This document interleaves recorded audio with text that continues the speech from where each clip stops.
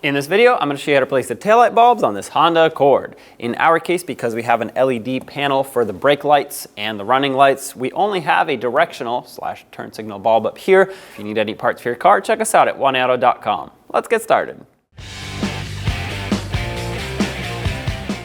To access the taillight bulb, open up your trunk. On the side, this, by the way, will apply to both left and right, you'll see this little push clip here. To remove this, take a trim tool or screwdriver or anything that you might have that'll pry the center out. Once you pry the center out, remove the entire thing.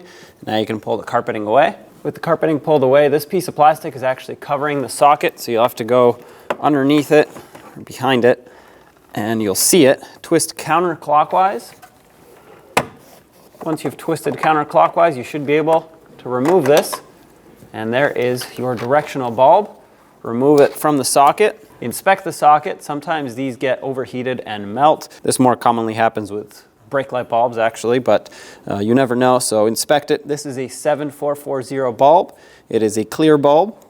So once you get a new one, stick it back in, make sure it clicks.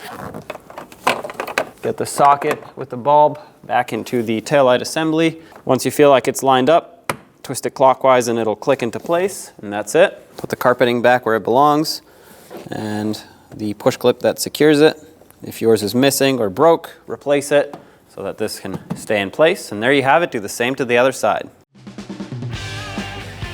When only the best will do, demand TRQ. The only company that lets you view before you do. TRQ is committed to offering the highest quality aftermarket auto parts that are engineered for peace of mind. Thanks for using and viewing with TRQ.